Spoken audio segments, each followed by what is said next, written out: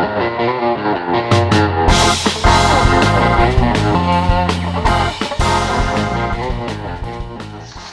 evening, everyone, to our viewers out there in live stream land, and also good morning, Philippines. Morning. I'm Morning, Jason. guys. My name's Jason Akwili. I'm current president for FACC Hollywood. That's the Philam Chamber of Commerce Hollywood, where we're a nonprofit chamber of commerce supporting the creatives, artists in the business of entertainment. So we have a really cool show tonight. We got a guest panel with our community here in the U.S. and the community back in the Philippines, and we're going to talk about the Filipinos, the creatives who are in animation.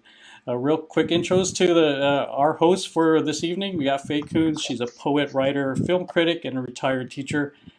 She's also the president of the Los Angeles Philippine International Film Festival.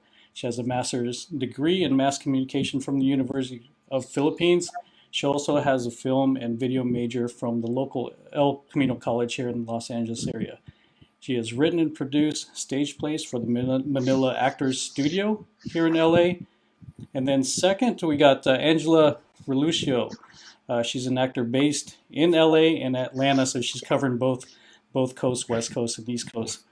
She's mostly known for her role as Nurse Risa in all 3 seasons of the CBS medical drama Code Black. She's actually joining us tonight from Atlanta, where she's currently shooting a role in an episode of Ozarks. So kudos to you, Angela. Congratulations on that. And you can currently catch her opposite of Julianne Moore in the film The Glorias. Outside of acting, she's an animal rights advocate, environmentalist, and health equity proponent. So welcome, Angela, and welcome, Faye. Thank you so much. It's so exciting to be here tonight. And for everyone watching, you should be excited because we have 3 heavy hitters on our show tonight, and it's going to be so much fun to talk about them. So in no particular order, we've got we've got Bobby Pontillas, who has worked in the animation and games industries as an animator, character designer, art director, and director for studios like Disney, Taiko, Blue Sky, ArenaNet, and more. He's an Academy Award-nominated director for the animated short film One Small Step, and Bobby is currently developing animated projects for the Disney Channel and Disney Plus. Welcome, Bobby. Hello, thank you for having me, everyone. Happy to have you. Thank you. We've and in hailing from the Philippines right now, we've got Keith Sicat, who is an independent filmmaker and comic book creator with numerous features as a director, writer, and producer, including award winners like Rigodon, The Guerrilla is a Poet, Woman of the Ruins, and a lot more. The films ranging from documentaries and historical dramas to science fiction. He was a story consult for the first Filipino 3D computer-generated feature film, and also served as a head of development for the first Tagalog-language Japanese anime co-production, Barangay 143 with TV Asahi, that is currently on Netflix. So welcome, Keith. Hi, everyone. And our third guest is Anthony Francisco, who is a senior staff member in the Marvel Studios Visual Development Department. He helps with designing the heroes and the villains of the Marvel Cinematic Universe, and he is dubbed as the visual father of Baby Groot. He has also designed iconic characters like the Dora Milaje, Okoye and Nakia, Loki for Thor Ragnarok, Taserface, and Team Groot, to name a few, and has helped shape movies like Avengers Infinity War. He's also worked on other Marvel films like Guardians of the Galaxy and so much more. And then there is a cult following for Magic the Gathering. So if you're into that, Anthony also did some illustration work for that. So welcome so much. Welcome, Anthony, and to all our guests tonight. Yeah. Thank you. So let's just jump into it. Let's have a great conversation. And at the end, for those of you watching, we will have time for Q&A. So if you've got questions for our guests tonight, think them up and put them in the chat here or on Facebook Live. If you're there, just comment and we'll see if we can get to those questions at the end. So first of all, I hope everyone is doing well. We're reaching the end of the pandemic, I hope. And how do you feel the pandemic and your environment this past year and a half has influenced your creative process or goals? Keith, for instance, in the Philippines, since you're there a lot, and based there. With the surge of Zoom meetings, did you feel more connected to industry leaders in the U.S.? And how will this affect future creators like the students who are here watching you tonight? Yeah, it's been a crazy year plus because of the situation here. I mean, it's pretty, as you probably know in the news, it's kind of pretty heavy here. So it's a very serious thing. I mean, the people, the circle of safety is really, really small, and everyone I think knows by now someone who's gotten not just ill but maybe worse. So that kind of sobered you up quite a lot. But the one good thing I'd say, at least within the Filipino community here, was that there was kind of, the bayanihan spirit that really came through all of a sudden, because especially with the film industry, if you told me this 2 years ago, never the twain shall different sectors meet, right? And now, because they try to take care of each other, everyone really got together. We actually formed what's called an Interguild Alliance. And we started making things like, health protocols to make shoots safe again. And it's still there are some brave souls doing shoots right now. And so that's kind of been a very, very interesting thing where, and we've gotten involved like in policy making. So it's very strange. I never thought that would happen here. So that, and you'd actually be sitting at the table, right? So that part's been pretty cool. And then also, because of all the Zoom meetings, the world also got smaller. So example, like, we have these great, like right now, we're having a great chat. I'm in Manila. You guys are in LA. You'll be talking to guys in Singapore. You'll be talking to guys in, wherever you are. And so in one sense, it also did get smaller, and more intimate, because you're only a few feet away from the world, basically, with your computer. So in that kind of way, like it's kind of been a great way to interact and see how everyone else is doing, even in the region. Yeah. So those things are really great. I think in terms of the future, I think maybe it's been a blessing for artist introverts, in the sense that like you can continue, at least for the animation friends, the guys in animation, it hasn't, at least in terms of the studio stuff, like, the ones doing series and kind of service work, nothing's happened. Like, it's kind of been going on as normal, right? It's just been harder though for like the independent sector, the guys doing pitching original ideas because of the situation. But I think the future is bright for the kids, because again, with the world getting smaller and you have an amazing panel like this where everyone's together, it can only be good, right? So I'm looking forward to what the next few months and years have in store for us from this.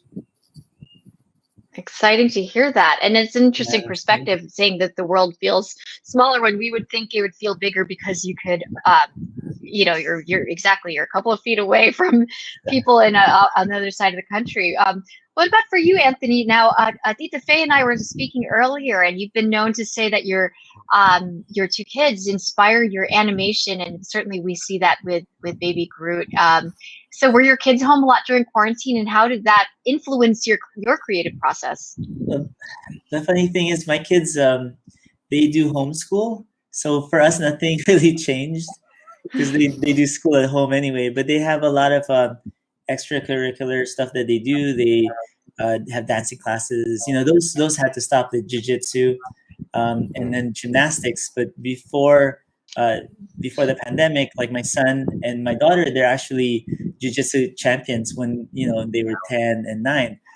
My son won like a Pan Am Kids Champion. He was that in 2018. But after that, they decided to do gymnastics, and when they did gymnastics, he's really athletic. So he actually, with less training in gymnastics, he is regional champion in gymnastics boys level 5. And I'm so proud of him. My daughter with jiu-jitsu, that's like her thing. So she was like kids world champion for like 3 years in a row. So that kind of had to stop. But they do inspire me a lot with the creations I make. Even the IPs that I'm trying to create for myself, that I'm planning to pitch to different places. They're actually the two characters that I base my 2 kid characters in my story from them.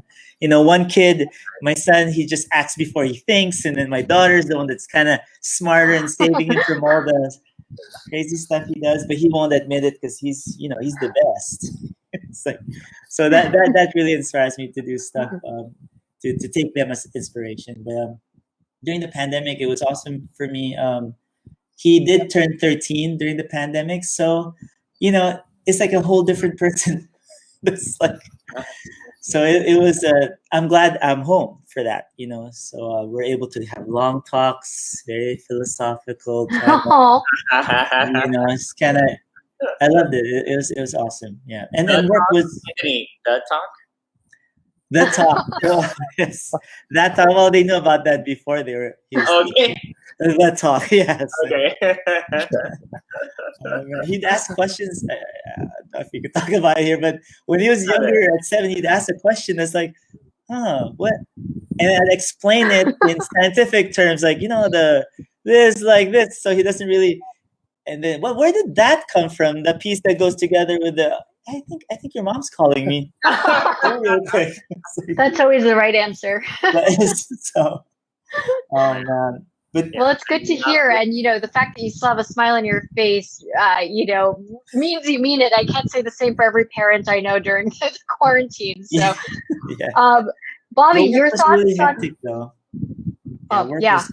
Work was still. Really it can be hard to balance it all, especially at the level all three of you are at. I can imagine. Bobby, has anything changed for you in your work life, work home balance, anything like that in terms of the pandemic? Quarantine? Yes, I just wanted to say, we're in pandemic since March or May and that kind of stuff. And so in the in the beginning months, you're just kind of trying to adjust to it, trying to get used to it, and everything like that. And you only think it's going to be like 2 weeks or 3 weeks, and no one knew it was going to be like a year and a half, something like that.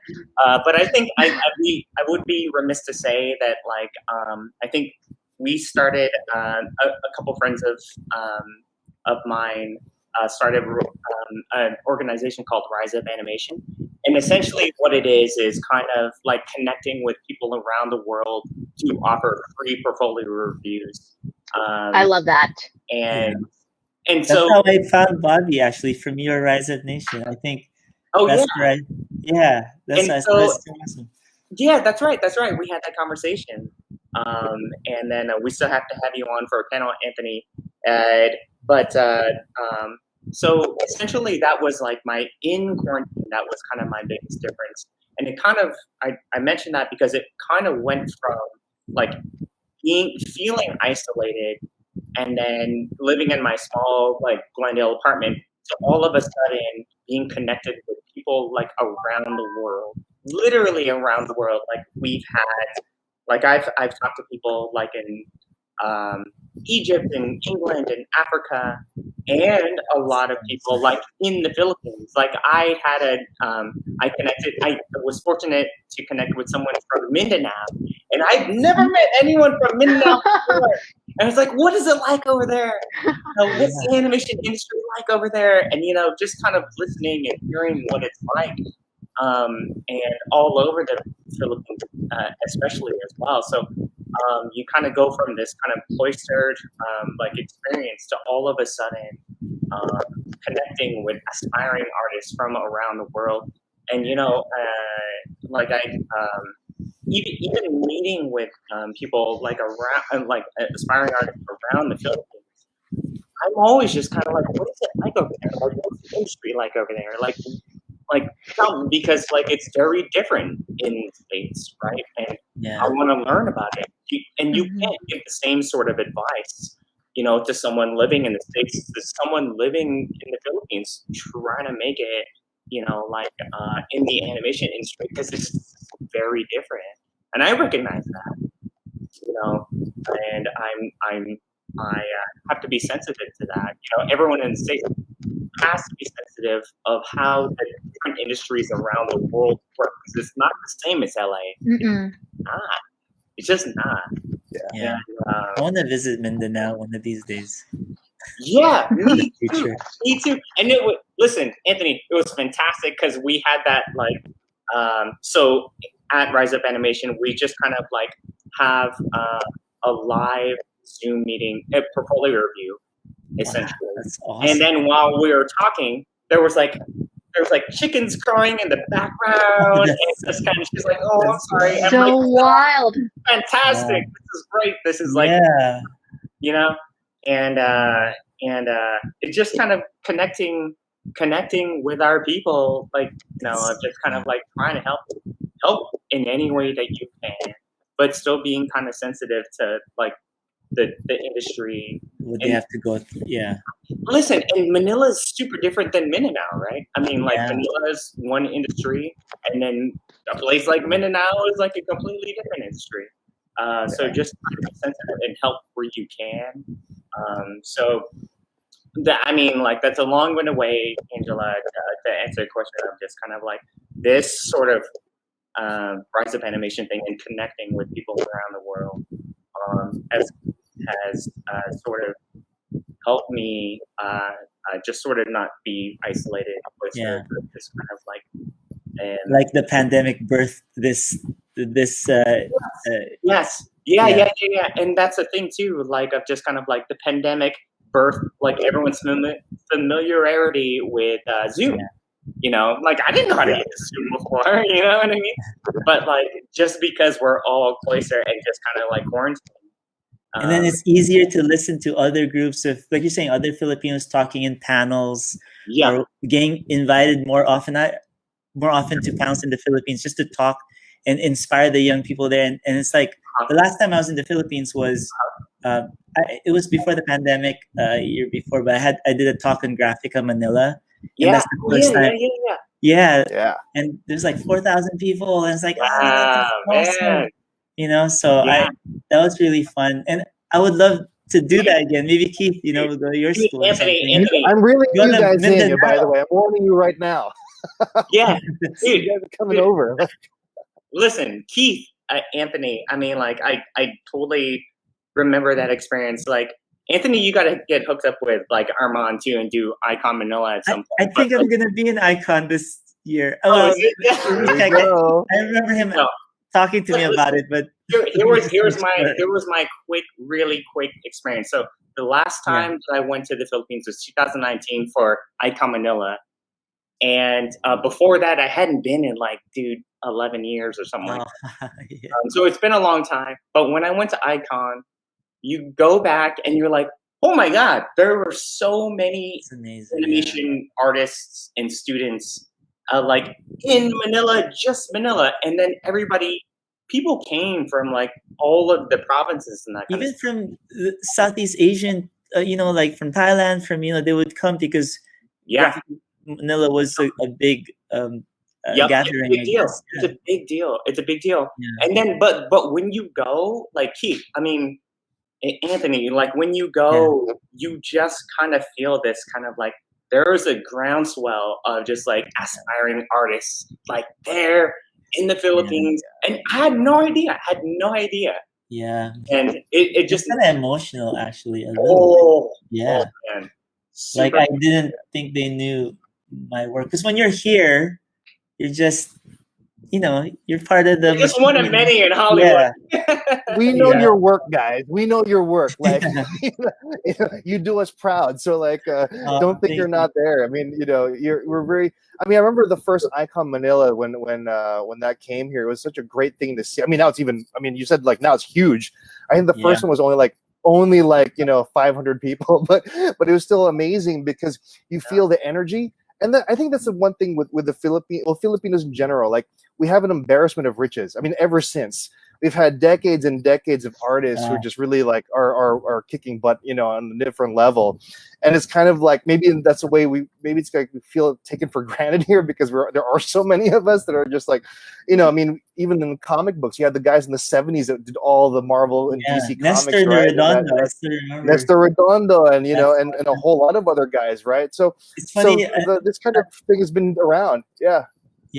I was just gonna say, a British teacher of mine, he's the one who told me about Nestor Redondo, and he goes, "Well, you're Filipino, you don't know who Nestor Redondo is?" I go, "Oh, no, you know, that's so." I didn't know what to say to that. I was like, and then he's one of the best back then in comic books, and he decided. I guess there's tons. Like Alice I think Nino. Nestor Redondo became known for Darna, right? He was doing Darna here, our superheroine. So yeah, that's where he was doing before he moved to the or did U.S. work. Yeah, he's really good. Yeah, that's that classic kind of what am I thinking of? Andrew Loomis kind of, that era.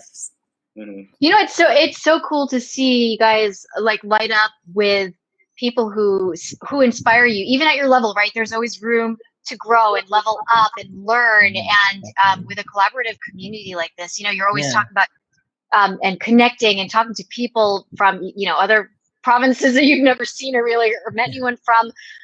It's just great to see that because, for instance, the students and the viewers who are aspiring to be creators, they are looking up to you for advice and wisdom to level up to and climb the ranks just like you. But there's never an end to how much you can grow and learn in this industry. So it's so nice to see you all talk about that.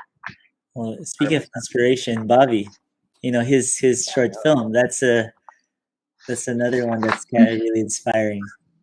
I still have to ask you questions about how all that happened. Because I'm like, yes, we're all doing a group trip to an LA Filipino restaurant. Remember? So, yeah, definitely. we will do that. I remember that. Yeah. Now we're gonna have some questions. I think people are very excited by the conversation. Thank you to the viewers who you're asking questions. They're coming in. A lot of them are coming in, and we'll find a way to tie it in. But perhaps Bobby can start us off first, and we'll work our way around. But on the path to get to where you are now, for all three of you, can you maybe tell us one of these things about either the turning point that got you into animation, or one memorable high in your career thus far, or the first time? And this I know people were wondering, especially it's timely with the political events and the current events of the U.S. as well as the country, but or maybe a time that the first time you faced adversity or a challenge, perhaps because it's you're Filipino, maybe not, and how you dealt with it. So maybe any one of those things that come to mind. Bobby, do you want to kick it off? Yeah, sure. So, I mean, luckily I have some clear answers for this, and so they can kind of. I'm on the backstage. Oh, no, Tita Faye, you're with us. Bobby just about to answer. Tell us some pearls of wisdom. Go ahead, Bobby. Yeah. So, hi, Tita Faye. So my turning point was. Luckily, it was just seeing one movie called Tarzan, Disney's Tarzan, and then it just kind of came at the right moment. I just kind of I was in art school and I didn't know what I wanted to do with my life. But once I saw that, I saw it with my mom too, and then I was like, oh, this is exactly what I want to do with my life. Yeah. You just gave me chills, honestly. I just got chills hearing that. It's just that one.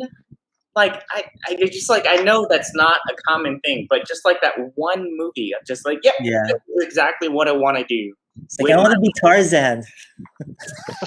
Swing on the vine. Yeah. How can you not be inspired by that movie? Yeah, that was amazing.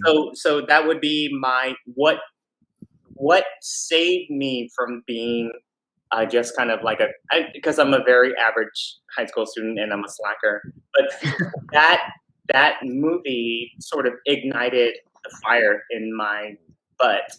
I don't know if my mom, I was going to say curse word, but my mom's probably ignited the fire in my butt. And my mom remembers that too.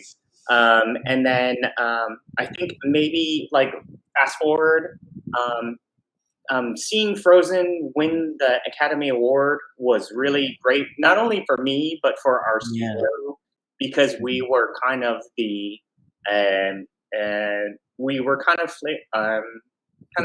a little bit. Yeah, just kind of in the shadow of other bigger studios and that kind of stuff. So once Frozen won the Academy Award, we got to hold it and that kind of stuff. It was so special for us. It wasn't even my film. Just to hold that stuff. So that was kind of a memorable moment. And then moving forward, without saying too much, I think moving forward, I would say the thing that inspires me the most or gets me going the most is like pitching.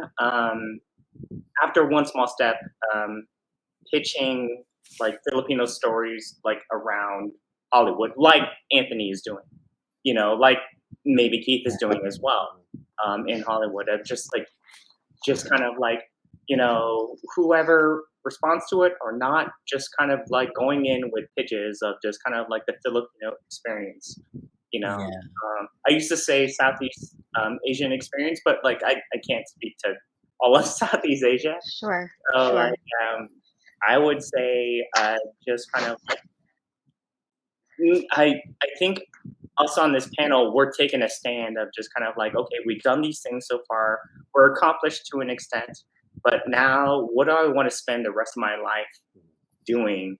And that is telling. I listen to many people out just kind of like, whatever I do, it's going to be based in like Filipino stories, folklore, everyday life, anything like that. That's it's time. I'll popcorn it to who just said that, Keith or Anthony? I said it's time. Yeah, that's Anthony. Yeah, Anthony. Yeah. Go ahead. You. Yeah, Anthony. Anthony, can you speak more to that or your personal experience with a turning point, moment of adversity, or a highlight? Well, just listen to Bobby, and you know, he has been doing this the pitching stuff for a while, and you know, and you had your nomination for, you know, that right. Everyone gets inspired by like, let's say us where we are, and within our industry, the professionals within that get inspired by other professionals, right, of what you accomplished and stuff. And I think I've been doing concept art for 20 years. But before Marvel, I saved up money to do my short film, you know, that I was planning on doing. But Marvel called me up, and I gotta go there, you know. and I kind of forgot, you know. But the dream, I wrote this thing in 2004. I wanted to do a graphic novel, and I never got to do it because things got busy, you know. And I started with a group of people in a game studio. That 3 years of my stuff, now you can't see it, you know. But I did a lot of story stuff there. But it was kind of sparked again when I was talking to Ryan Coogler in one of the pre-Oscar parties, and as we were talking, he just said something like, just don't forget your dream, you know, like what you want to do, still try to do that. And I'm thinking, I'm very comfortable where I am already. This is good, you know. I feel like I accomplished some stuff, but when I'm home and I'm like thinking about it, like, I gotta do it. I gotta write this thing down. And then, you know, I ended up making it into like a series, like a TV series instead of a movie. But there's a lot of other kind of challenges that come along with that. But I guess the moment I decided I want to be a creator, you know, of my own IP, things just started happening for me. I started meeting people. I have a manager now, and then even just meeting, you know, during the pandemic when things opened up, and I was meeting other writers and other filmmakers. Again, Bobby, now Keith, I got to meet you now. And it's all in that world I want to be in, I guess. I want to learn and grow as a person pitching, you know, original ideas. And I got to even meet, you know, Rad Seekers, the creator for Kipo, right? So a lot of these things started happening, and I go, maybe this is the place I need to start being in.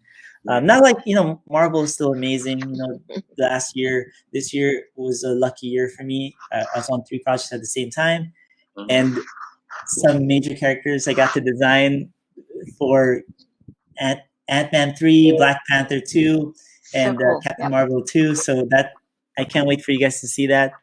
And yeah, just being around people that are very inspiring and a lot of energy, good energy is really, I want to be in those circles, you know, just, but a lot of insecurity still, cause I'm not a writer, you know, or a director. Right. So, but, yeah, might as well just do what you love. Right, Bobby? Just what else do you want to do for the rest of your career? I mean, 20 years, I waited too long to try to be a director.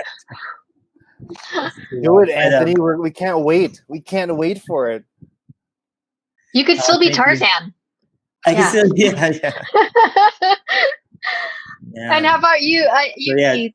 Turning point, or a moment of adversity. Like, tell us something juicy that you've never told anyone. Oh my god! Oh my gosh! It's that kind of show. All right. No, I mean, I took the long way around because I mean, as a kid, I was always drawing, right? So I always thought I was going to go to art school, but of course, more Filipino parents, diba? The cooler minds prevailed, and so I ended up doing the philosophy and literature in England. But it was cool because it didn't end the practice. Like my first job in New York was a storyboard artist for commercials, so like didn't stop the art practice. But the thing that got me was like I got derailed by like falling in love with like documentaries and like art films. Watch it. Sarah's listening. Oh, I know. Yeah, I'm keeping it G-rated for my kids. But no, but it was really small actually. Like because I had like kind of like Anthony, I kind of put away that dream for so long, right? So it was funny how, when I was a kid, I thought I was going to be a comic book artist, and I just derailed that for decades. And then finally in 2015, like I was in the animation studio, and the guy next to me was working in Funny Comics. He was like, just stop waiting. He's like, you better just do it. And sitting next to this guy, his name is Vida. He created Super Dog, and he actually worked on heavy metal, and he worked in Canada, a lot of Canadian animation. And he was just like pushing me, like, can you stop, waiting and just do it? And because of him, I mean, I have a show and tell. I got to make this, which is like a sci-fi, Filipino sci-fi thing called OFW, Outer Space Filipino Workers. He's kind of, playing on that. And I got to do that based in that universe. I got to make it into a feature film in 2018. I think Tita Fey was wondering about that actually, turning the comic into a film, weren't you, Tita Fey? There you go. Yeah, there we go. So I mean, basically, my point was like, the Psycho got through and got approved with their crazy science fiction Filipino project, but but the point was like those were the shining moments. Like the comic book was such a small thing, but that was big for me. Just to be in the convention, just to have it there. I mean, it's a small victory, but if you keep it away for 20 years, like it really is fulfilling. And then to have it be, getting to be made into a movie makes it even cooler. And so you're trying to just want to keep on pushing that. And that's why I love you guys making your own Filipino ideas, because we need this. We're so quiet and we're so reserved about, championing our own stuff. That's kind of like about time, that we kind of go in there, and you guys have already kicked the door in, what I mean? Let the rest of us got to come through, to like back you guys up. So thank you, the two of you, for doing what you do. And all three of you, and that's a very good point. I think what I was picking up from some of you too, where it was exactly getting Filipinos sort of have the space, have the floor right now, right? So how conscious are you all of incorporating elements of Filipino culture in your work, and how do you decide when to do it and what the right amount is, how you do it? Especially like with a Black Panther, right, with the Dora Milaje, and where do you all insert elements of it, and how do you decide when? Anthony, do you want to kick us off this time? Start with you, and then we'll work around. For the Dora Milajes, I guess kind of special for me because it's a bunch of designs I've done through the years that culminated already with the Dora Milaje. Because a lot of rejections, because that kind of feeling of this tribal kind of look wasn't appealing back then or something. It's very, and then I really like a lot of Southeast Asian stuff, and especially African like culture with like their warriors and stuff. So but growing up in the Philippines when I was really young, my dad was explaining to me why he thinks the Igorot tribal kind of aesthetic kind of seeped its way in there, because during Christmas they would have these groups of the Ifugao people to do like like dances and stuff, I think, and we were watching that. I was just like mesmerized and just watched them, the textures on their clothing and all that stuff. So maybe that's how it seeped into that. Plus, it's hard to kind of filter all that out when I was designing the Dormilage and trying to mix things up. How I wanted to do a very iconic warrior just for the Wakanda nation, and I was looking through the world, researching every tribal aesthetic, Native American, Southeast Asian, and even Irish tribal kind of warriors, or the Vikings or something like that. But the most iconic for me was the samurai, right? So I was like, okay, how can I do the samurai influence on the Dora Milaje? And so I used that as a base, and then added the African influence in there. The Dinka tribe actually is one of the main, like the 80% that I put in there, and 10%, Filipino, Igorot tribal beading and stuff like that. It just looks so beautiful. You had to put that in there, That's cool. And it kind of caught fire. I guess people heard about it when I did an interview for the BuzzFeed article, and it just went, and I started talking about it more, but it was an interesting journey for that one. Yeah, there's more to say, but it's gonna take a longer, like almost like a lecture. No, When you were Anthony, Yeah. in when you were doing What? I think you cut out, Tita Faye. Repeat that. so Yes, when I- you're okay, this is actually for everybody. I'm gonna go to the comics part for Okay. everybody, for all of you, for all of the animators. Can you hear me? Yes. Huh? Yes. We can Okay, hear you, can Tita. you hear I me? Go. can hear you. No. Okay. You can hear So the whole process is that, like for instance, Keith, you have your comic. Huh? You can hear me? Yes, go ahead. Okay. So the procedure is that you have the comics, right? Like Marvel, and a lot of the comics fans go to watch the movie because they know that it's going to be a movie because they read about it. So how much of the content or the drawings or whatever things you have in your mind, do you change? Do you look at the storyboards? You look at what kind of process it? Like for instance, I was watching Josie Trinidad, and she would like put them on like storyboards, but the environment is going to be different from the comics. Like I would buy comics because of the illustrations, not very little of the story sometimes because the artists are really good.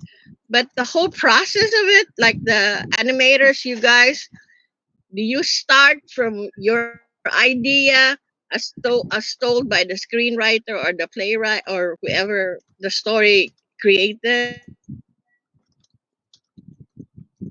and, and then you add your own artistic style? Does the comics you give?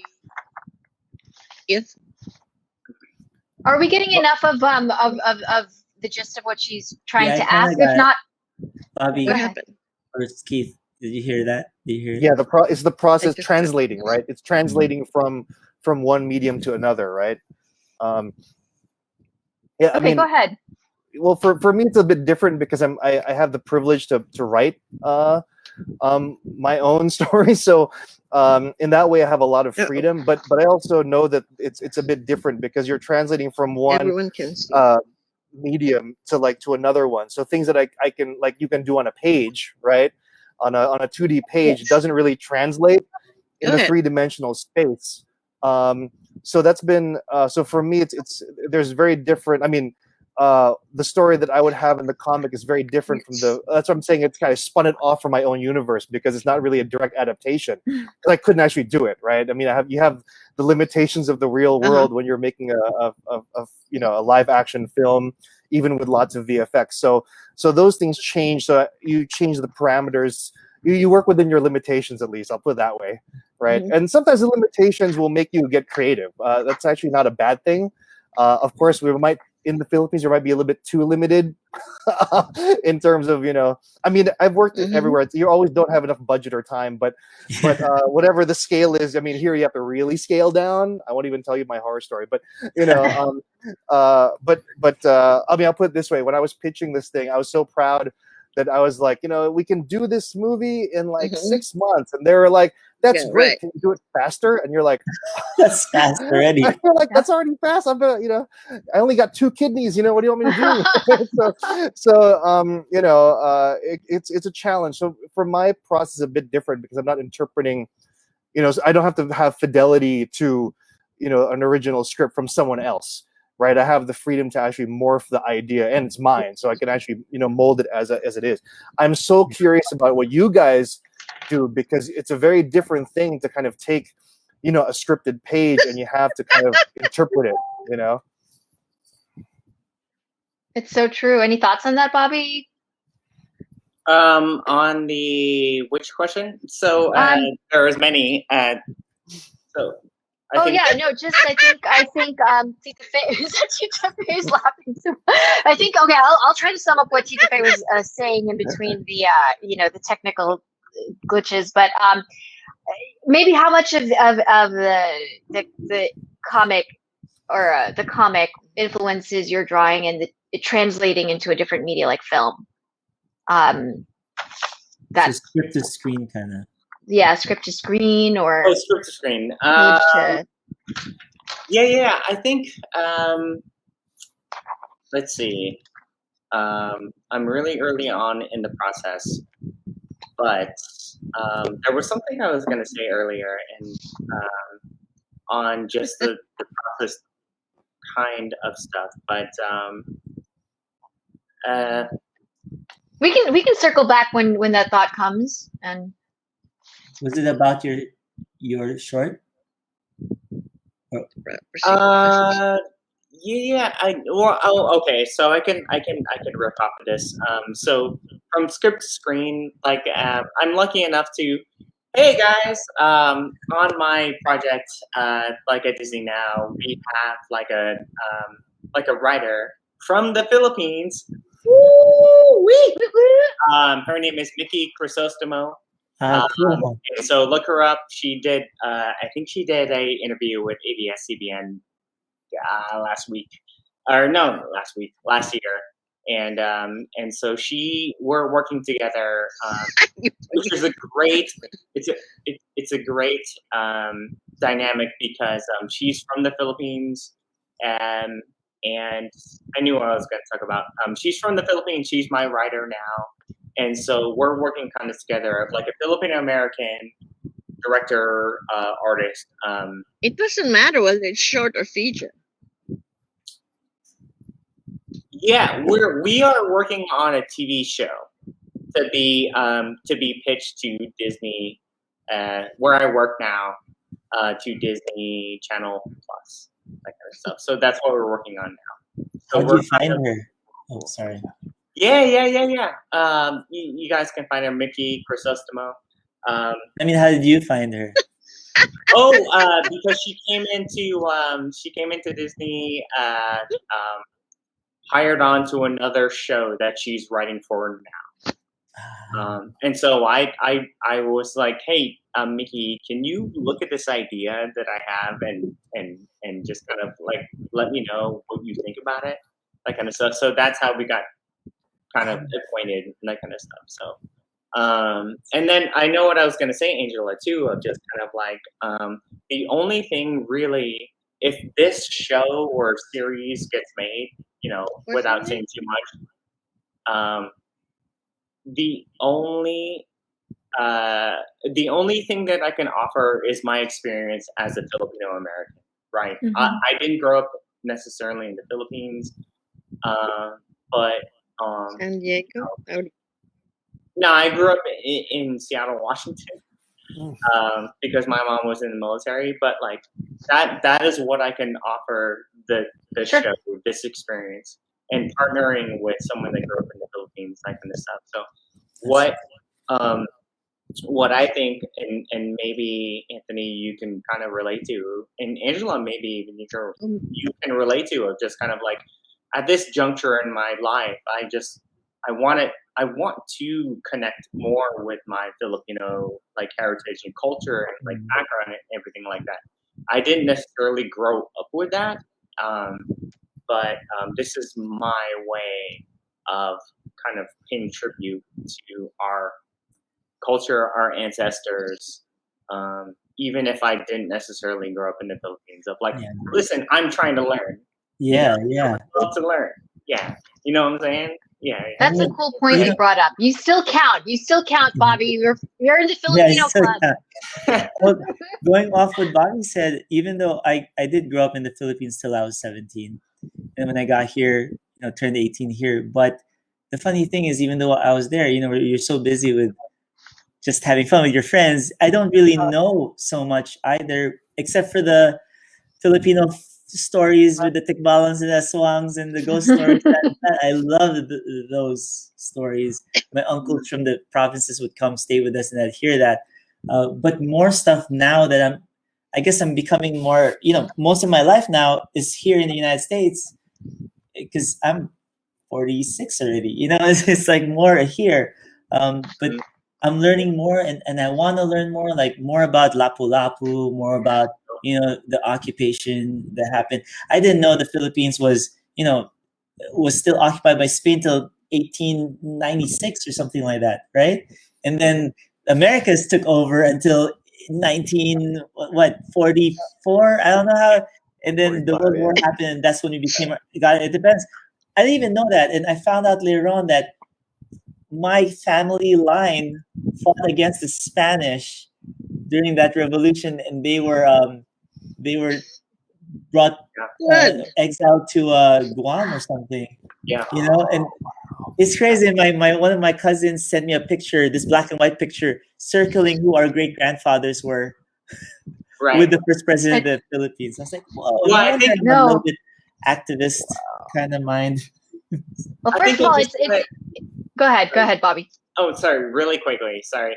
I think I just want to point out of just kind of like, we know that we're not kind of like the authorities on everything, Filipino history, but at this point of our careers, we want to represent for our heritage. So please, I mean, like, I think it's like kind of like help us. Yes. Help us, kind of like help us help everybody, because we, like dudes at Marvel, and I just think, and so we're trying to make this thing happen, and we know we're not the authorities. So like, just know that we have our best intentions. I'm just kind of like, we know that we're gonna make some faults and that kind of stuff, but I think we want it's a really good Filipino point. culture to the center stage. Sorry, go ahead, Amy. Yeah, no, I think what you're saying is actually a great segue to the next question. First of all, by the way, the viewers, they thought they were going to learn about animation and bring Filipino culture into animation, but you're getting a history lesson tonight. It's Saturday night here, Sunday morning there. So thank you guys, a little history in there. But Bobby, what you were saying about helping you, Anthony, and Keith help all us of Filipinos, and we should be all elevating each other.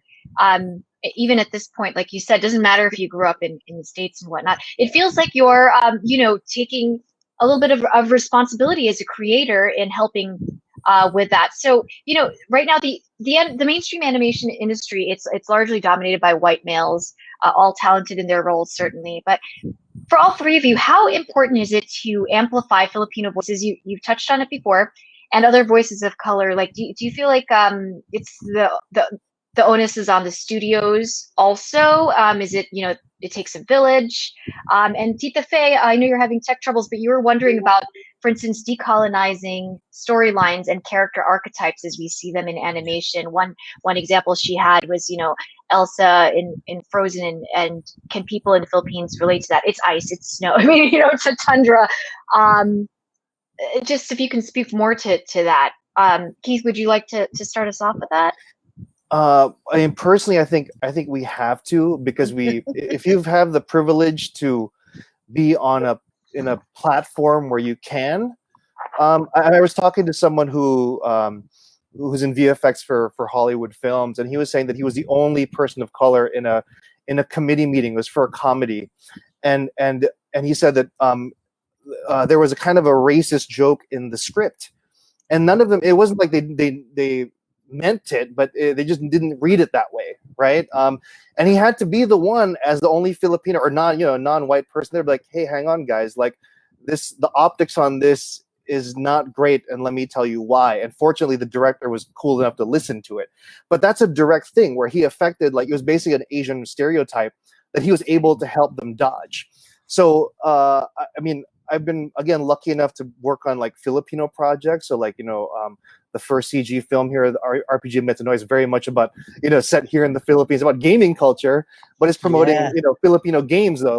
Like video games are cool, but like magpatintero, play patintero too, right? So Patintero, one of my favorites, right?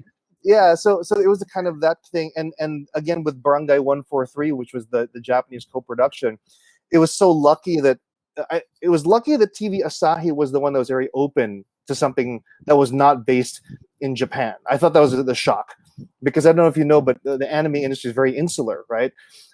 So for us to make a story, it's set in the Philippines, it's set in Tondo, all right? It's like, hardcore Pinoy, urban thing. It's in Tagalog. All the writers are Filipino. And so for that to happen, and it was cool because we got to work with Japanese anime guys. It was awesome, right?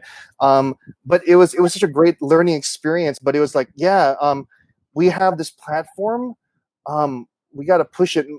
We're only pushing the needle so slightly, really, right? Yeah, and it's like our duty to kind of keep on pushing, because things don't change if you're kind of docile about it. The older I've gotten, I've become more and more like, I don't know, maybe activist oriented, but it's really a thing where you can't kind of just take the scraps that are given to you. You kind of have to push it as much as you can. And that's why I love the fact that you guys are doing it on your platforms, which is, I mean, the Dora Milaje thing example, right? All my students know this. All right, this has become scripture. How to stealth, Filipino-ness in like Marvel movies, and even where you're looking at old other animated films where you see the Bahay Kubo or the Walis Ting Ting in a Hollywood movie, you're like, this is gold. So these things are, and that's from Ronnie, right? Ronald Del Carmen helped push that needle as well. So these are the things where I feel, I guess, more and more inclined to really, I think it's our duty, to push it. And of course, it's our duty also as Filipinos, from whatever background, where they were born here or in the Middle East, whatever, we're going to help each other because we're all over the planet too. Right. So there's no tribal thing going on. We have to help each other as one big group. Yeah. What would be so nice because I remember the animation school, Goblins or something. Is that what it's called? Goblins?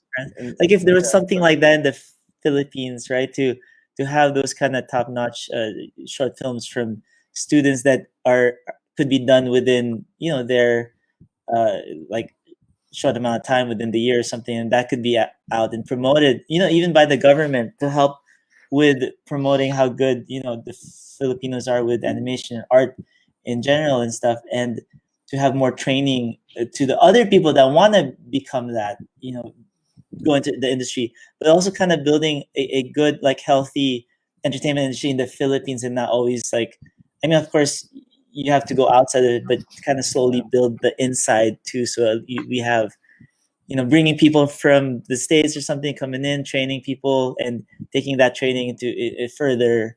That would be awesome to see some kind of funding for that could be great. Anyways, it goes into that activism or there's some political part of it, and I never thought about that. Again, growing older, you kind of want to see something else other than just working within my industry. Yeah, I think Bobby, I mean, he really brought out a lot when he said that, just because we grew up, for those of us who did grow up in the States, or, Anthony, you said you came at 17, but it's a different experience. It's so individual. There's not, I think someone I just briefly saw it in the chat screen. Someone said, how, when people ask, are you Filipino? How do you answer that? Especially if you're in the States or if you're in the Philippines. I think there's really no wrong answer. If you identify as Filipino, if you were either born there, you grew up in the States, if you, even if you don't feel as close as you feel like you should be, you know, it's not too late to stand up for elevating our voices. And it's exactly what you all are doing. And, you know, there's a question, and Bobby, before we jump to you, but this would actually help. You know, when you started your own studios, right? Both Keith and Bobby, you started your own studios. Do you feel like it's a wise recommendation for creators of color and Filipinos to do that, to retain creative control of the content versus trying to swim upstream with major studios in order to share Filipino experiences? Or is that something that should come further down the line? Bobby, do you want to answer that? Oh, wow. And that's a tough one. Just because, like, I was a part of a startup, and it was, you know, like, we had the all intents and purposes in the beginning to start up and tell our own stories. But, you know, eventually the economic reality is just kind of like you would probably have to take a lot of commercial stuff just to stay afloat. So I don't know what your experience was, Keith, but you know, I mean, it's you know, I mean, like in your mind, you kind of have this thought of just kind of like, we're gonna tell our own stories, and you know, we're gonna do that forever and ever. But like the reality is, as a startup, you would have to take a lot of like work for hire, that kind of stuff, commercial stuff, and that kind of stuff. So, which has nothing to do with the cultural, artistic statement that you want to make. So, you know, that's a kind of a tough one. I think. Sorry, go ahead. I was gonna say, like what Bobby's saying, that's why we need help, right? Like we're asking, some people that could actually help us with getting these kind of stories out there.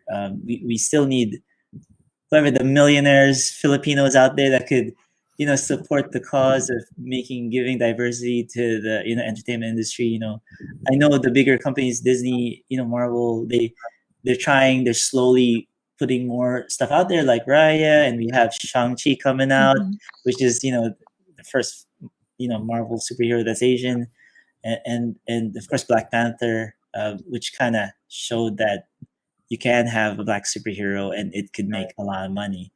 You know, so stuff like that, I think, helps the cause of people of color to have more diversity in film. And I mean, you know, to that point, Anthony, sorry, Keith, really quickly, I'm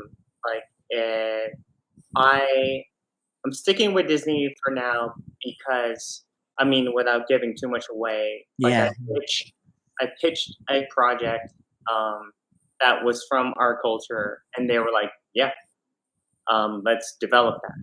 And so whether or not it happens, they at least took a chance. You know, you heard a yes. You heard a yes in there. I think that's how you know it's changing now, right? Like they actually want to see it, and you know, like I can't believe I was able to get that pitch at Netflix to go that far. Normally, maybe if it was 20 years ago, no, you know, not even. No, yeah, you're right. Yeah. So maybe 10. I don't want it to be 10 years from now to have, you know, but you know, maybe 2 years from now, or when Bobby, your thing comes out, or when, you know, there's a lot. I mean, you know, it's kind of like, Anthony, is like the fact that they said yes, and then after that, it's all up to you as a filmmaker to sell it. You know, but at least they were willing to say yes and get you in the door, which is freaking huge. It's huge. That's massive. That's massive. I think so.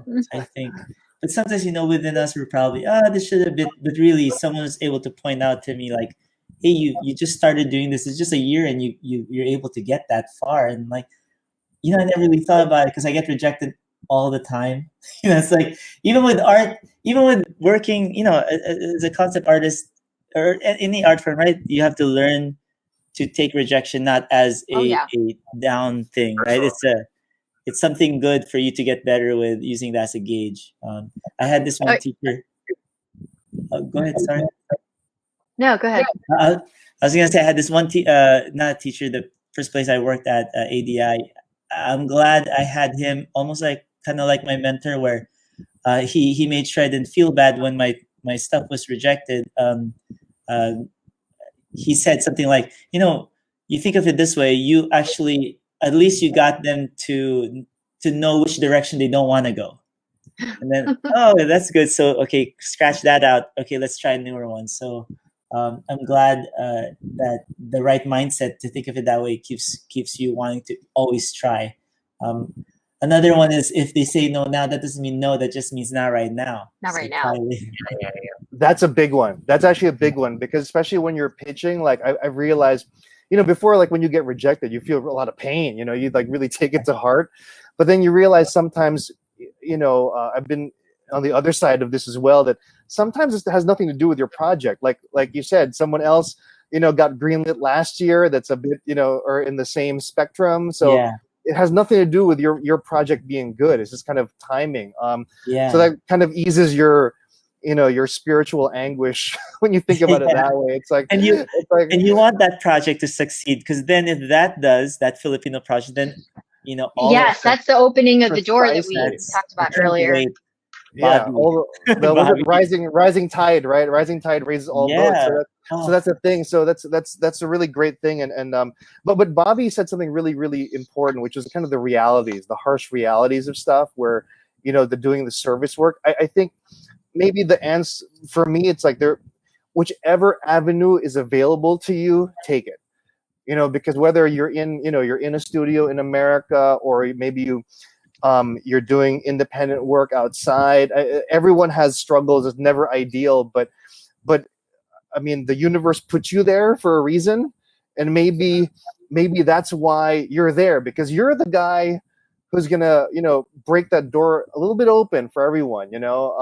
But then you also have other guys. I had the big fortune of privilege to have like someone like Spike Lee, like kind of be a consultant on my first feature in New York, and he was someone I look up to, because like here's a classic example of a guy who was totally pushing African American stories. Even the name of his company is completely political, right? 40 Acres and a Mule, and it's like, wow. And he works with Pinoys, right? He was working with Matthew Libatique when Matthew Libatique was very young, and my wife interned for him. That's why I know, right?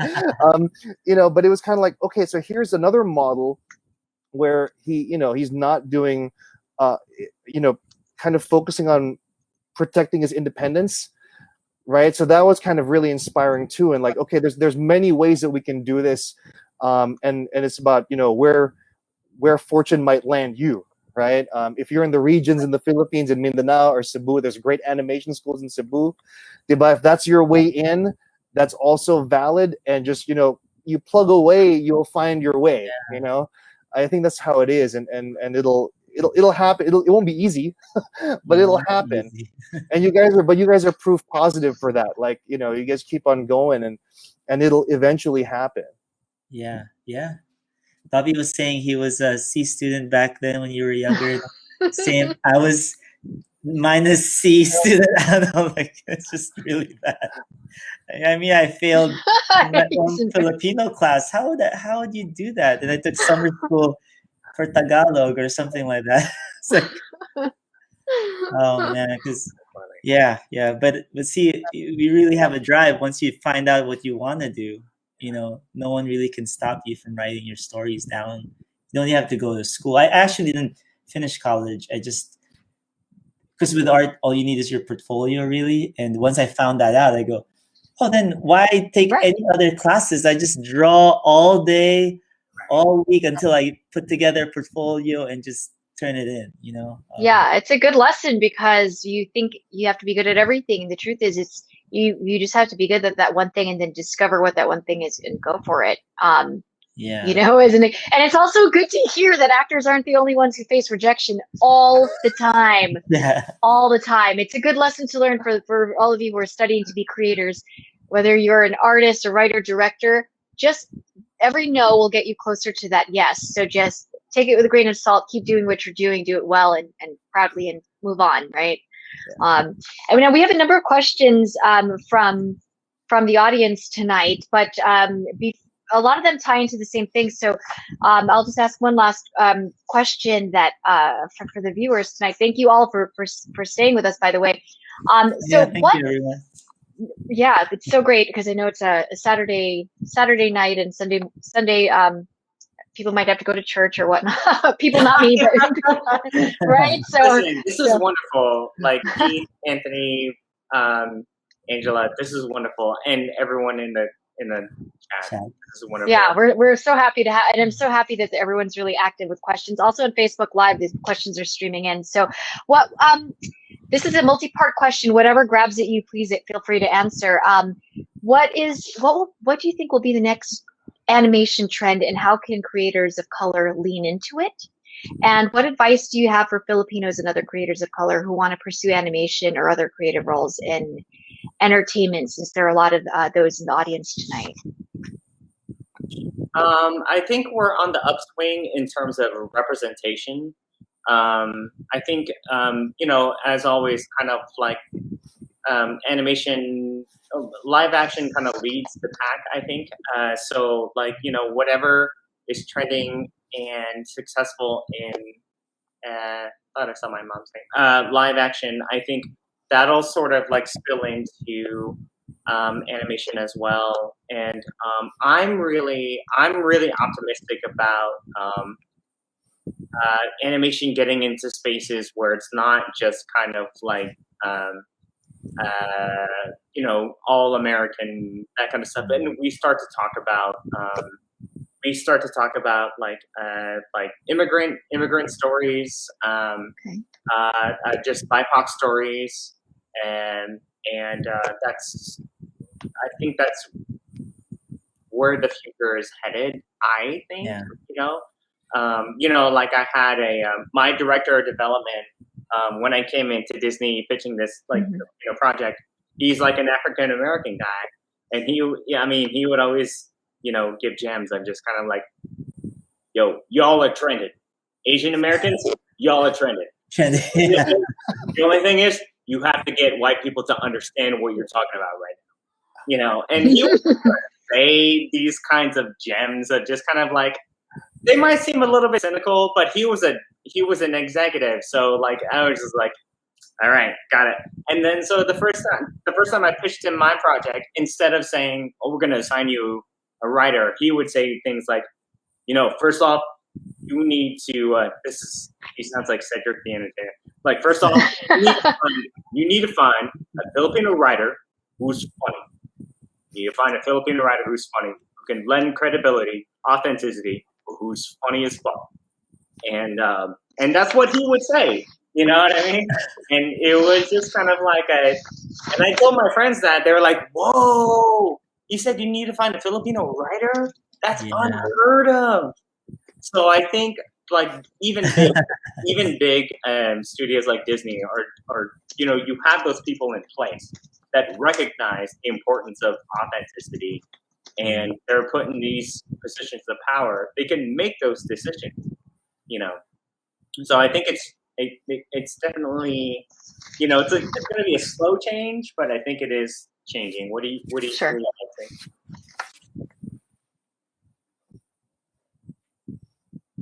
Keith, Anthony? I'll maybe, I've noticed something strange in the last, like, I guess 15 years or maybe 10, 15 years, right?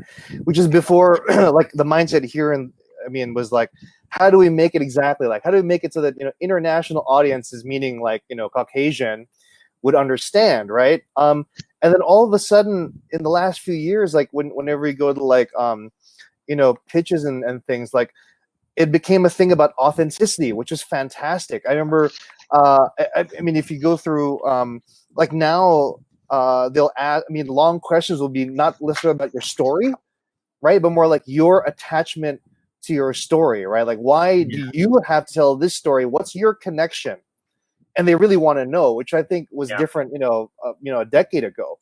So that I think is amazing, because that now means that, okay, I have agency, right? I have agency, and and now I have the responsibility to kind of inject my personal views and into this. So that I think has been a change. So I agree with Bobby that it's changing.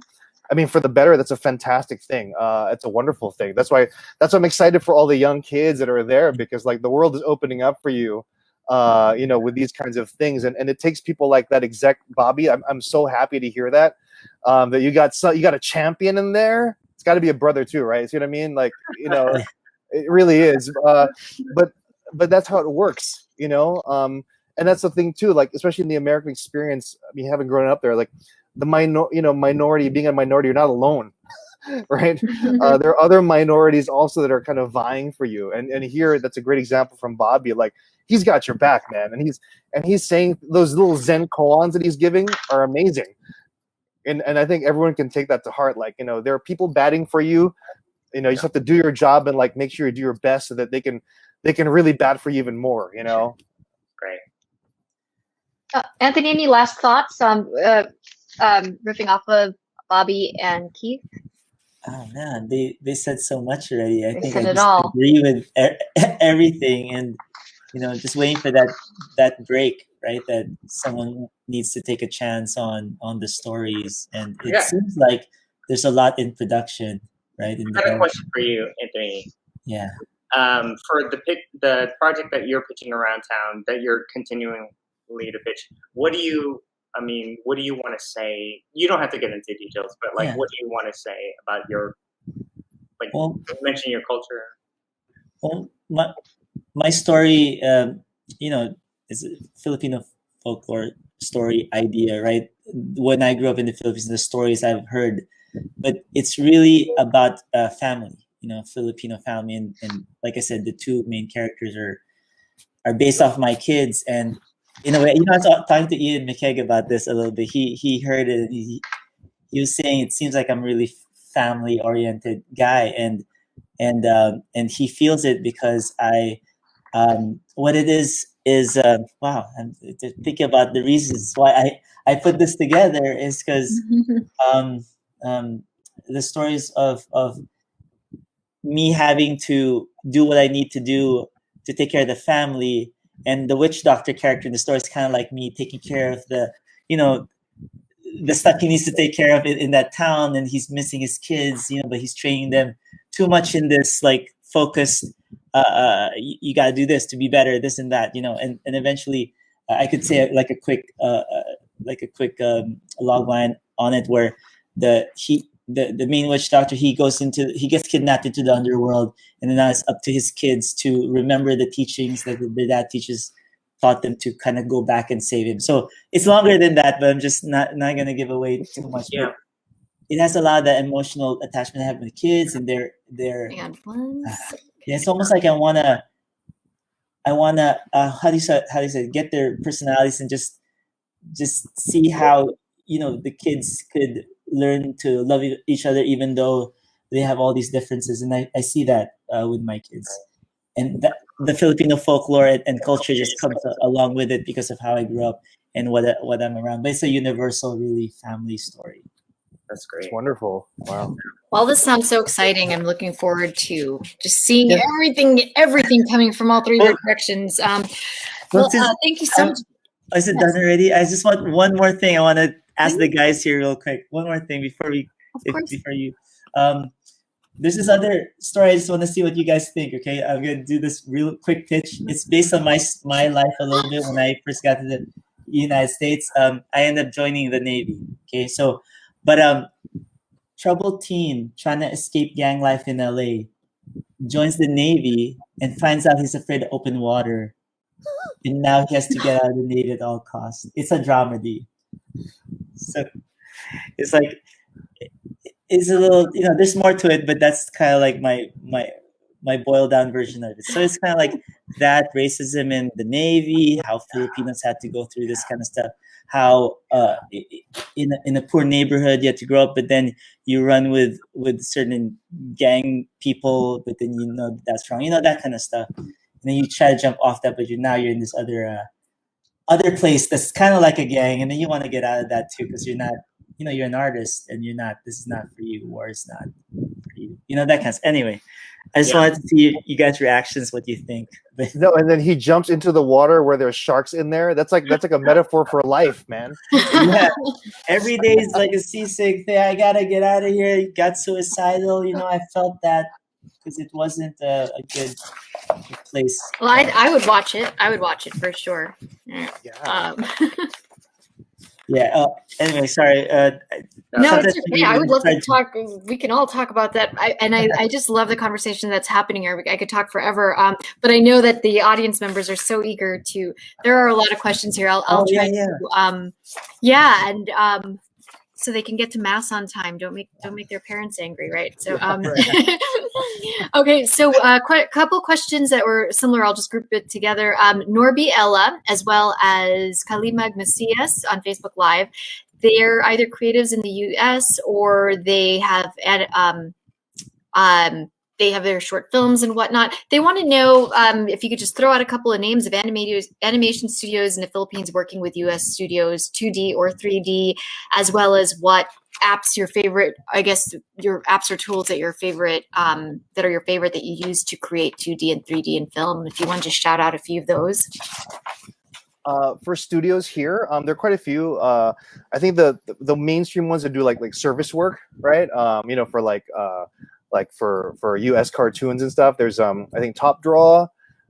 There's Synergy 88 and /ASI Animation. There's also oh my gosh, I'm blanking all of a sudden. I know where they are. Snipple. Snipple, thank you, Snipple. Yeah. So there's a few. There's some smaller studios too, like one of the directors here, Avid Leongoran, who's kind of pioneering like the kind of independent space. He has his own small studio called Rocket Sheep studio. It's that's a Rocket Ship, Sheep, right? And he just had a new film on Netflix last year, I think in November. So.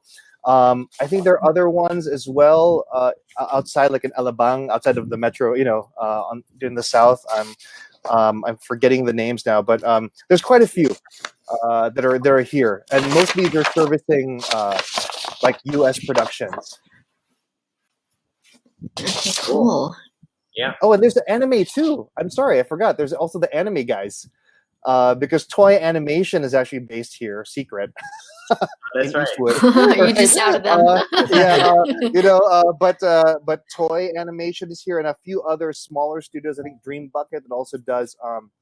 That is one of the few that does work for Japanese anime studios. So they're also here. It's good. That's good. So I hope everyone's jotting this down. By the way, this recording will be available for those who weren't able to attend tonight. So you'll be able to catch those. And Anthony or Bobby, are any professional tools or apps that are your favorite for either starter creators or when they're at a higher level? I'm pretty simple. I just use Photoshop and Cintiq, that kind of stuff. Anthony, have you branched off to Procreate or any of that kind of stuff? I tried Procreate a little bit, but mostly it is Photoshop and ZBrush. I use ZBrush and KeyShot. So those are the things for concept art usually. Yeah. And now there's Blender. That's a new thing. Oh, yeah. Have you did that, Bobby? That's another thing to learn. Yeah. Okay, perfect. And Bobby, while we have you, we have and by the way, that last question also came from Yerfed Jepoy Leknad. So thank you, all three of you, for asking those questions that you guys just answered. Bobby, and you have Rise Up. So we have Konstantin Deanne as well as Jules Austria, who asked, they're either artists or creators who want mentorship.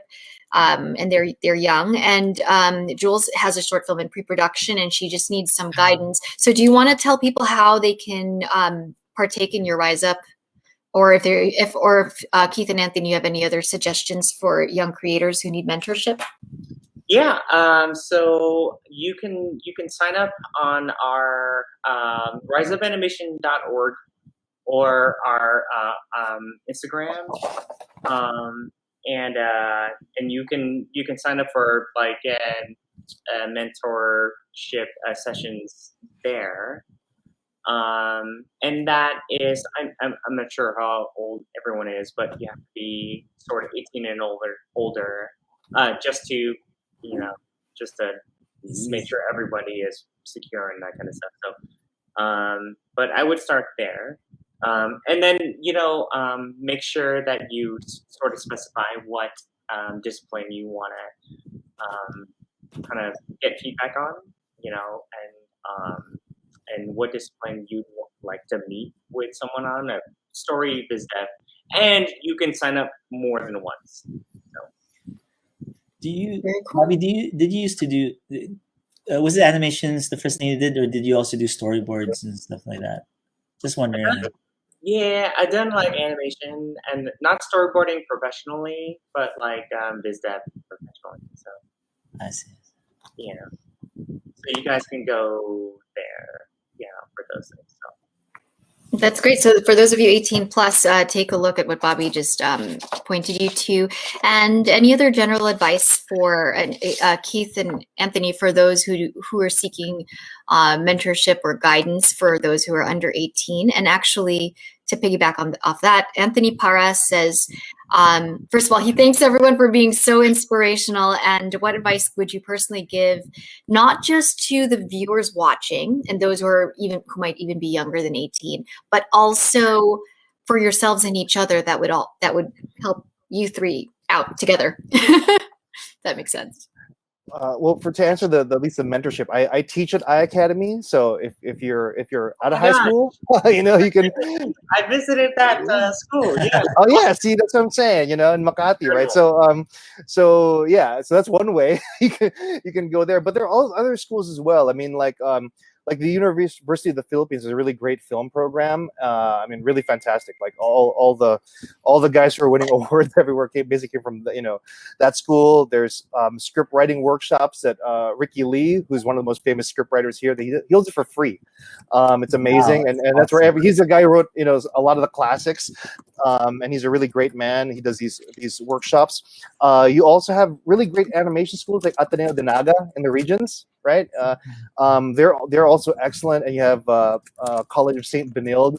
So there's tons of places. If you're in the Philippines, there's tons of places where you can learn, and of course the mentorship really extends throughout. So even even for myself, like once you're a student, you don't lose contact with your teachers. I still am in contact with my high school art teacher, Right. to this day. So that kind of thing, it's kind of forever. And I think that's probably the one good thing about school is that not just your mentors, but even the guys that you're with, right? They become kind of your family and your tribe, ideally, right? And I think that's the one thing here. If there's any maybe suggestion I have for everyone is that if you're, we're all in this together, right? And when you're with other creators and things, it's really, it is a competitive industry in the sense like that's the nature of the beast, but actually in a deeper sense, there has to be camaraderie and kind of this kind of Absolutely. This kind of feeling of family, because that's really how everyone gets through. And I've seen it happen. Like literally, you will be the one to bring up the guy next to you, and it goes on and on. And I think that's probably the best thing. So whatever industry you're in, I think that can apply. Just kind of look out for your fellow man and try to, when they give their hand to you, you take it. So you get rise up and you offer your hand to the next guy. And I think that's their, next girl. That's really the best. Be a good human. Put that ego away. Being a good human goes a long way, right, guys? If you agree. Definitely. I was just saying, to be able to put that ego away and take the hand that's trying to help you. Sometimes some people are just too proud that they don't want any help. And that's, it should be like a reciprocal thing. Someone wants to help everyone, but that person has to be able to accept that. And the only reason I say that, because I remember getting better with my art once I opened up and just decided that, it's okay. I could learn from this person. I don't have to create everything myself and not get inspired from outside, because I think I can do it all. And the moment you're like, oh, I need reference, I need this, I need, inspiration from other artists, and not just be closed off. And I think I got better faster. And in terms of like a mentorship or just help with art and stuff, I have a YouTube channel that I put out certain, how-tos on things or little presentations of how I designed, say, Loki for Thor Ragnarok. I have a little quick one that I haven't really edited. It's kind of long because I was doing a portfolio review at the same time, but I just put it up there just so people could, just take whatever it is they could take from there. But I'm planning to edit it so it's a better watch, Also, and my Instagram. If you ask me any questions there in the comments, I could help with that. I try to help as much as I can. Giving back to the community and stuff. But hopefully, I'll do a class one of these days. I'm holding you to that now. I got a quote. Yeah. Yes, we're all counting on you. Yeah.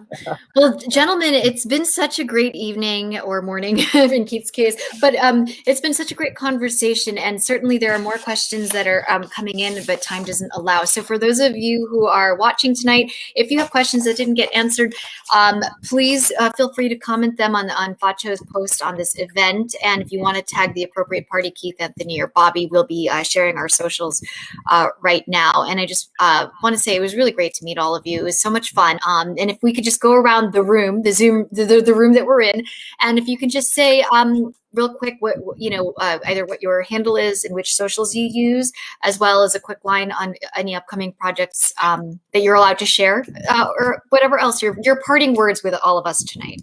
And you're on my top left, so we'll go Keith, Anthony, Bobby. Okay, I guess on IG it's at Sicat Keith. And on Facebook, most of the films I have their own pages. But if you want to, an easy one is go to Kino Arts, KINO Arts. You'll see myself and my wife in a black and white image with a red, logo. So you can tell it's me. You can be sure it's me. All right, it's not. What was the other question? I'm sorry. Oh, that's okay. If you have anything you're working on or something excited that you have coming down the pike. Yeah, I mean, you're actually, allowed to share. I have a few. This is interesting for me because I have a few documentaries that developing, but the pandemic actually forced me to rethink it, and now I'm thinking maybe I can animate some of this because there's something I never thought of, right? Because I mean, I came from shooting documentaries, right? So all of a sudden, this kind of forcing you to work in a different way. So I'm hoping to get that go. I mean, the pandemic kind of messed up the schedules. Everything got pushed back a year and so. But the point is, it did open up your thinking to be oh, maybe you can actually approach this in a different way. So that's really cool. And of course, other films are always. I mean, you guys know this. You always have 5 back burner things and 3 front burner things. So that never, and you're always just pitching. So that's constant. Thank you, Keith. Thanks, Anthony. Bobby, you go first. Bobby, yes, you're so used to taking a sip of water, poor guy. Your socials and I timed that just right. I waited till he was about to drink. I was just gonna do a spit take. But I'm at Bobby Pontillas at all the social media stuff. Not on Twitter, just on Instagram and Facebook and that kind of stuff. And I would also, I say this to everyone I meet in Rise Up Animation of tell your stories, whether it's just kind of things that you experience or folklores from your culture. And you're Filipino American, that's what we're out here to do, man. And just represent for your culture. And you know what? When you tell those stories, it'll mean so much more to you. And you will put so much more into the work, whether you're working on your portfolio or you're creating a show. Tell your stories and represent who you are. Be proud of it. And I'm just finding that out recently of just how much it means to me. So that would be my advice to up and comers, aspiring artists, but also artists that are in the industry, and just kind of represent for the Philippines, represent for your culture, and it'll feed your soul. Anthony, do it. Close us out, baby. Oh no. Maybe I should have gone first.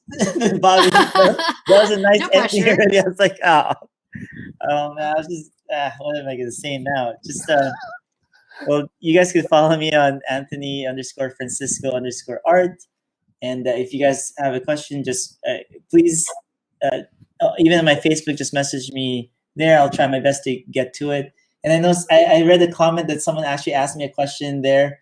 I would love it if you could.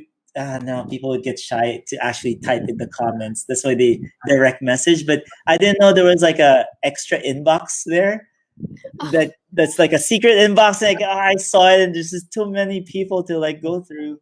But yeah, but don't still send me a message. I'll try to answer this as much as I can. And same.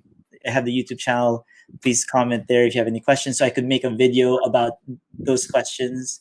And I don't know, for closing, I guess I would say, when I was growing up, in a way I was a little bit delusional, and I wanted something that everyone else would think that you can't have. You have to be a little bit crazy to do what we do.